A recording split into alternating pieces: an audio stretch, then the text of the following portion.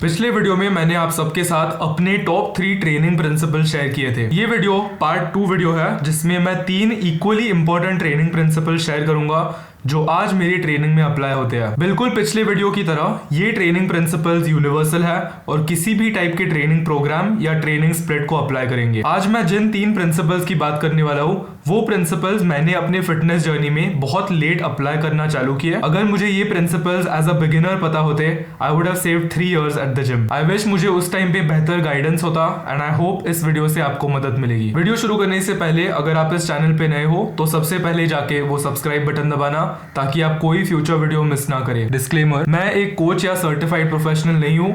इस वीडियो में मैं जो भी चीजें शेयर करूंगा कम प्योरली फ्रॉम एक्सपीरियंस।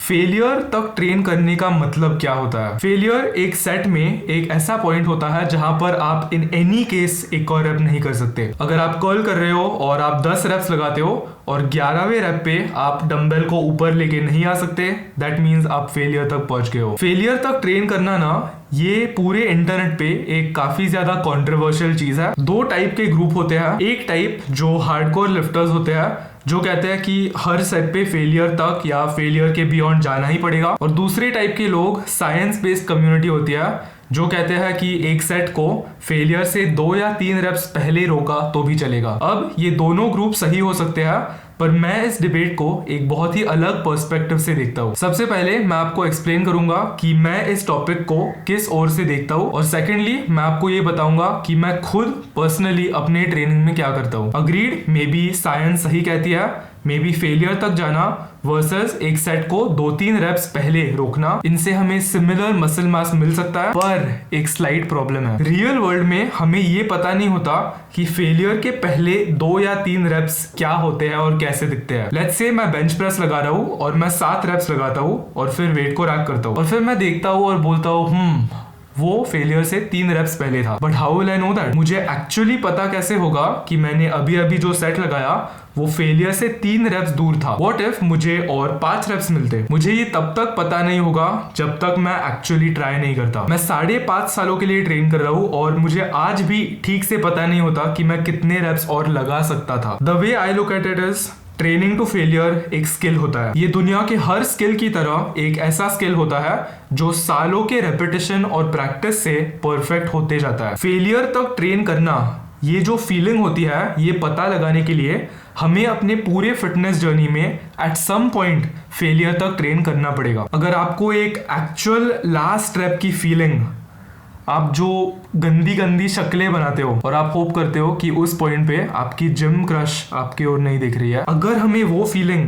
वो लास्ट रेप वाली फीलिंग पता नहीं है तो हमें ये बात कभी पता नहीं चलेगी कि हम फेलियर से 2 रेप्स दूर है, 3 रेप्स दूर है या 4 रेप्स दूर है। इसीलिए 2 या 3 सालों के वेट ट्रेनिंग के बाद जब मुझे पता था कि मेरी लिफ्टिंग की टेक्निक करेक्ट है, I started taking my sets to failure. और ट्रेनिंग के पॉइंट ऑफ व्यू से आई फील लाइक ये एक बहुत ही इंपॉर्टेंट डिसीजन था। जिंदगी में पहली बार I started training hard. Training sessions लगाते लगाते वो फेलियर की जो फीलिंग थी ना, उससे मेरी फेमिलियरिटी बढ़ती गई। एंड ट्रस्ट मी, ये मास्टर करने के लिए सबसे कंफर्टेबल स्किल नहीं है। अगर आपको हार्ड ट्रेनिंग करने की आदत नहीं है, अगर आपको अपने सेट्स फेलियर तक लेके जाने की आदत नहीं है, तो वो जो फेलियर की लास्ट स्टेप होती है वो एक फिजिकल चैलेंज नहीं बल्कि एक मेंटल चैलेंज हो जाता है। वो लास्ट स्टेप कंप्लीट करने का जो दर्द होता है उसे ओवरकम करने के लिए इट्स ऑल हियर। अगर आप आज मेरी ट्रेनिंग को देखोगे तो मैं अपने सारे सेट्स फेलियर तक लेके जाता हूँ because I enjoy training this way. मुझे ऐसा लगता है कि फेलियर तक ट्रेन करना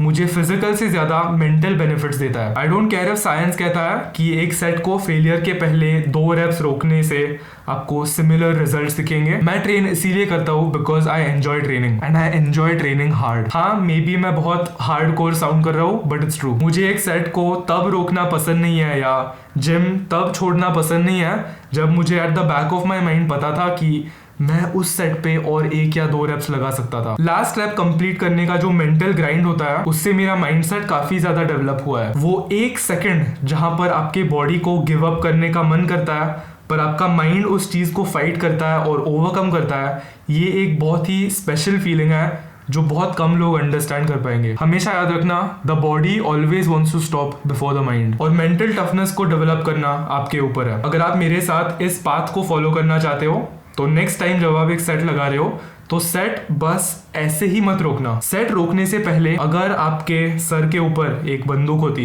या अगर कोई आपको एक और रैप लगाने के लिए 1000 करोड़ रुपए देगा, लाइक इंस्टेंटली आपके बैंक अकाउंट में ट्रांसफर होंगे, तो क्या आप सचमुच एक और रैप लगा पाओगे? तो अगर आपने बिगिनर फेज क्रॉस की है और अगर आप कॉन्फिडेंट हो कि आपकी टेक्निक सही है, then try practising the skill of training hard, it will reward you. बस प्लीज सेफ रहना और आपकी टेक्निक कभी कॉम्प्रोमाइज मत करना। ट्रेनिंग वॉल्यूम को मैं वीकली सेट्स के टर्म में मेजर करता हूँ। हमें ये पता है कि बेस्ट रिजल्ट्स के लिए हमें एक मसल ग्रुप के पूरे हफ्ते में 10 से 20 वीकली सेट्स लगाने हैं। बाय द वे, मैं जिन सेट्स की बात कर रहा हूँ वो वार्म अप सेट्स नहीं है। मैं 10 से 20 हार्ड वर्किंग सेट्स के बारे में बात कर रहा हूँ विच आर टेकन टू और क्लोज टू फेलियर। अगर एक सेट फेलियर के करीब नहीं है तो मैं उसे एक वर्किंग सेट काउंट नहीं करता। एग्जाम्पल के तौर पे हम ले लेते हैं चेस्ट। बेस्ट रिजल्ट्स के लिए और हमारे चेस्ट को अच्छे से ग्रो करने के लिए हमें चेस्ट के पूरे हफ्ते में 10 से 20 वीकली सेट्स लगाने चाहिए। अगर आपने मेरा पिछला वीडियो देखा तो आपको पता होगा कि मैं हर मसल ग्रुप को 2 सेशंस में ट्रेन करने का एक बहुत बड़ा फैन हूं। That is a volume of 5 to 10 sets of chest पर सेशन। अगर आप चेस्ट मंडे और थर्सडे को ट्रेन करते हो, सो 5 to 10 sets of chest on Monday and 5 to 10 sets of chest on Thursday. अब एक बहुत बड़ा रीजन है कि ये एक रेंज है और एक फिक्स नंबर नहीं। आप एक पूरे हफ्ते में हर मसल ग्रुप के लिए कितने सेट्स हैंडल कर सकते हो वो हर इंडिविजुअल पे डिपेंड करता है। आप कितने एडवांस्ड हो, आप कितने हार्ड ट्रेन करते हो, क्या आप सारे सेट्स फेलियर तक लेके जाते हो, आपका एफर्ट और आपकी इंटेंसिटी कैसी है। The harder you train the lesser volume you need to grow. पिछले कुछ सालों में मैंने इस 10 to 20 सेट की रेंज में बहुत एक्सपेरिमेंट किया है। मैंने सुपर हाई वॉल्यूम ट्राई किया है क्लोजर टू 20 और low volume high intensity try किया है क्लोजर टू 10। मैंने ये रियलाइज किया है कि वीकली वॉल्यूम बहुत सब्जेक्टिव होता है। आपके लिए कितना वॉल्यूम सही है वो आपको कोई नहीं बता सकता। वो आपको बहुत सारे सालों के ट्रायल एंड एरर और एक्सपीरियंस से पता चल जाएगा। जब बिगिनर्स को लगता है कि उनको रिजल्ट्स नहीं दिख रहा है तो वो एक बहुत बड़ी गलती करते हैं, वो और वॉल्यूम ऐड करते हैं। जैसे मैं हमेशा कहता हूँ, मोर इजंट ऑलवेज बेटर। अननेसेसरली ज्यादा वॉल्यूम ऐड करने के बहुत डाउनसाइड्स है। ज्यादा वॉल्यूम ऐड करने से आपकी रिकवरी एबिलिटी बहुत अफेक्ट होती है and it gets in the way of the main thing that causes muscle growth, जो है प्रोग्रेशन। अगर आप एक बिगिनर हो और अगर आपने हार्ड ट्रेन कैसे करते हैं ये जो स्किल है वो अभी तक मास्टर नहीं किया है, तो और सेट्स ऐड मत करो। यहाँ पर क्वांटिटी आंसर नहीं है। ये जो रेंज है इसका लो एंड यानी 10 सेट्स है। स्टिक क्लोजर टू दैट और उन 10 वीकली सेट्स को फेलियर के करीब लेके जाने की प्रैक्टिस करो। ये करने से आप सबसे पहले रियलाइज करोगे कि आपको ग्रो करने के लिए इतने सेट्स की एक्चुअली जरूरत नहीं है, बिकॉज आप जिंदगी में पहली बार उन सेट्स में थोड़ा सा इंटेंशन और एफर्ट डालोगे। अगर मैं आपको एक वर्कआउट दूंगा और बोलूंगा कि आपको आज चेस्ट के लिए सिर्फ 5 सेट्स करने हैं, तो आप सोचोगे शिट यार सिर्फ 5 सेट्स, अब देखना मैं इन 5 सेट्स को अपना 100% दूंगा। वो होनी चाहिए मेंटालिटी। वर्सेस अगर मैं आपको कहूंगा कि आज चेस्ट के लिए 10 सेट्स करना, तो उस 10वें सेट तक आपको क्या लगता है आपकी इंटेंसिटी और आपका एफर्ट कैसे होगा? आप ये भी सोचोगे कि 10 सेट्स है, इस सेट में पूरा एफर्ट नहीं दिया तो भी चलेगा, और 1000 सेट्स है। This works very well psychologically. इसीलिए ये बात याद रखना कि वॉल्यूम ऐड करना हमेशा आंसर नहीं होता। अब मैं पर्सनली क्या करता हूँ, बड़े मसल ग्रुप्स के लिए जिन्हें मैं सचमुच ग्रो करना चाहता हूँ, उनके लिए मैं एक हफ्ते में 18 सेट्स लगाता हूँ। That is 9 sets per session. और इस कैटेगरी में आते हैं my chest, my back and my shoulders. बाकी के मसल ग्रुप्स के लिए जैसे biceps, triceps, calves, I stick to 12 sets per week यानी 6 सेट्स पर सेशन। अब मुझे ये बात पता है कि लेग्स को भी हम एक बड़े मसल ग्रुप के जैसे कंसिडर करते हैं। Like I said before, volume recommendations बहुत सब्जेक्टिव होते हैं और वो हर इंडिविजुअल पे डिपेंड करते हैं। सालों के एक्सपीरियंस से मुझे ये पता है कि मेरे लेग्स बहुत ही कम वॉल्यूम में ऐसे रिस्पॉन्ड करते हैं and they explode in size. So legs के लिए मैं यूजुअली हफ्ते में 12 to 16 सेट्स के बीच में रहता हूँ। आई होप इससे आपको पर्सपेक्टिव मिलता है।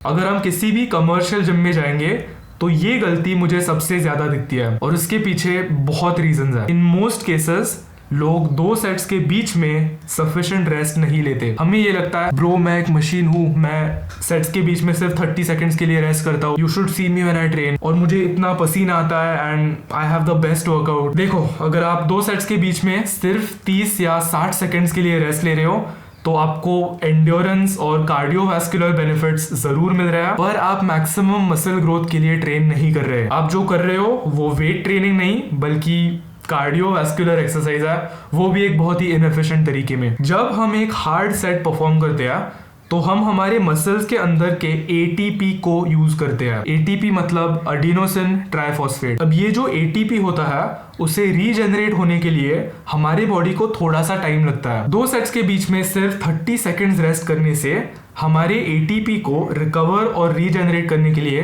सफिशिएंट टाइम नहीं मिल रहा। अगर आपको पता नहीं है कि आप 2 सेट्स के बीच में कितने टाइम का रेस्ट ले रहे हो, तो अपने फोन पे जाके स्टॉप वॉच का जरूर इस्तेमाल करना। अगर आप मेरे व्लॉग्स देखते हो तो आपको पता होगा कि ये एक ऐसी चीज है जो मैं हर रोज अपने ट्रेनिंग सेशंस में करता हूँ। अगर मैं कोई भी हैवी कंपाउंड मूवमेंट लगा रहा हूँ तो मैं 2 सेट्स के बीच में एटलीस्ट 5 मिनट्स का रेस्ट लेता हूँ और आइसोलेशन एक्सरसाइजेस के लिए 3 मिनट। ये मेरा एक बहुत सख्त प्रिंसिपल है। आई नो कि 3 मिनट्स एंड 5 मिनट्स ये बहुत लगता होगा, पर इसके पीछे एक बहुत इंपॉर्टेंट रीजन है। अगर लेट्स से मैं लेग प्रेस कर रहा हूँ और मैं 2 सेट्स के बीच में 5 मिनट से कम रेस्ट करता हूँ, तो मुझे उस अगले लेग प्रेस के सेट के लिए अपना 100% देने की मेंटल एनर्जी बिल्कुल नहीं रहती। एक हार्ड सेट लगाने के बाद मेरे लंग्स को, मेरे रेस्पिरेटरी सिस्टम को थोड़ा बहुत वापस आने के लिए एनीवेज टाइम लगता है। And then there is our mind. Yes, maybe आपको लगेगा कि आपका पंप जा रहा है, मे बी आपको बोर होता होगा, पर खुद को पूछो, इतना कम रेस्ट करने से